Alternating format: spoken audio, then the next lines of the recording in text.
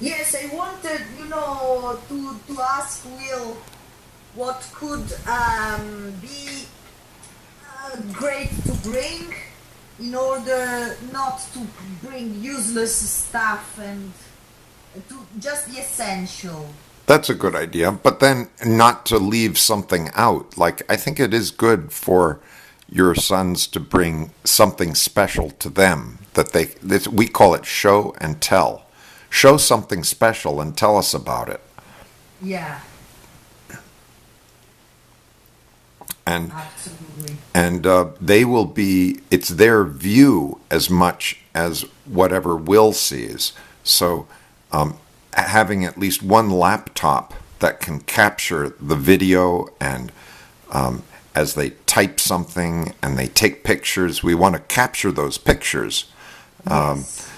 I'm always so worried about what happens to pictures after some student takes a picture. Where does it go?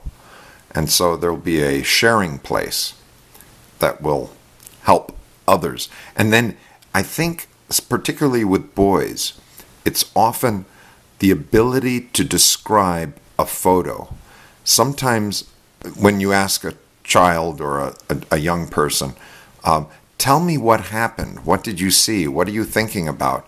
It helps sometimes to have a photo or a video to focus the attention. And then many people can write more if they have like 6 photos. They can write a paragraph for each photo. But if you ask them, could you please write an essay? They might write only 2 paragraphs.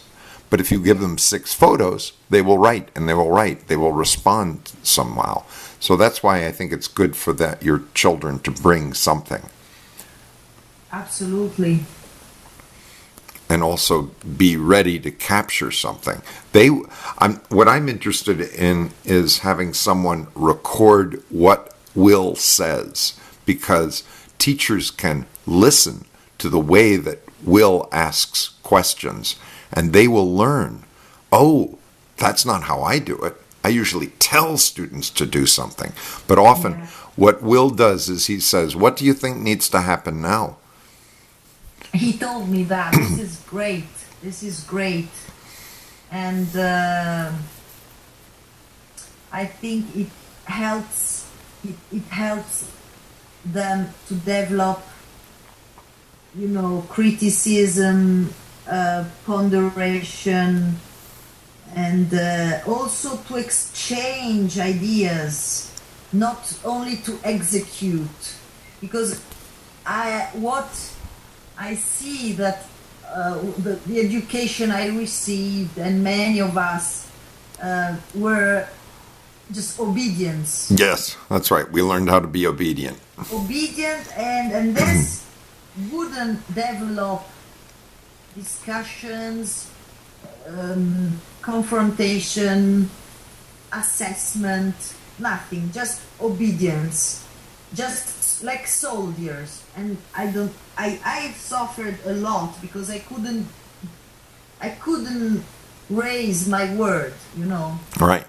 Well, the word is initiative. It's hard to teach initiative because most teachers, and I'm one too, we are taught to force material into the mind of the child. But what we really want is to get a fire going and have them say, this is what I want to study. I have a question about this new topic. And so I had this experience with an 11-year-old child. He was saying, if I want to make a deal with you, if I come for the next 4 Saturdays, and if I do the homework, will you buy me a case for my mobile phone? And I was ready. Oh, absolutely. If you come up with the plan, kid, and you say this is what you're going to do, absolutely, I'll get you. Because that's what the kid was motivated. He came up with it. Now another child was listening and said, that's not fair. You didn't offer that to me. And I said, you didn't take the initiative. And so now I gave her a piece of homework. She has to think for the next 2 days. I didn't want something immediate. I wanted her to really think about what she would do and what she wants. Because it might not be a mobile phone case, protective case. It's something for like $8 or $10. This is what the kid wanted. So he wants to have a better case. I said, okay, what will you do? And he's going to, this is a kid who's pretty lazy. And so he's going to do what I don't think he normally would do. But he's motivated now. This is from him. So I did not offer this as an idea. I'm waiting for the kid to come up with the idea. Of course. This is great. I mean, this is great. This is a lot of care. It's an attitude of care. And what lacks, at least what I've seen in this year, and that a lot of teachers just don't care. Well, they don't care. They are kind of bored. They go through a routine.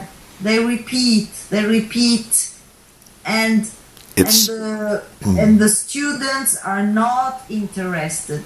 Well, but it's safe. I can tell you, it's very sad to see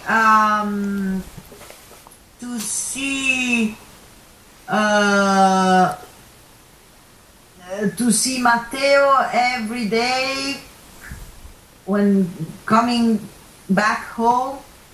I ask him the classic question, how did it go, and so and so. What a bore, such a bore. The teacher was boring because he was bored. Right. Yeah, the teacher was bored also, right? Yes, of course. Well, I think it was Matteo who texted you, and he said, I lost another 6 hours of my life. This was 2 years ago. I was visiting you, and you just got a text from Matteo, and you read it to me. And it... maybe, was it from Matteo? Yeah, maybe. Maybe. And he was saying, I just lost another 6 hours of my life. And I thought, brilliant. This is exactly. And I have carried that quote in my head every time I make a lesson. Am I going to kill 6 hours of this student's life, or do I want to add to their life? Exactly.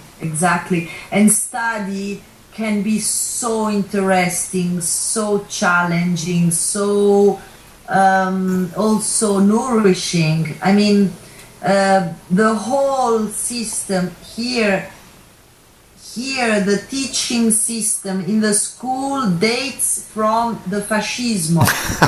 Capito? Nothing is changed. The note matters. The marks matter. Yeah, that's more important, right?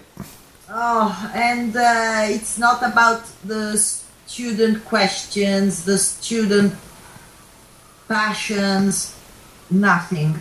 I mean, there is a kind of shift, but it's very slow, very slow. It's as if Maria Montessori never lived. Ecco, esatto.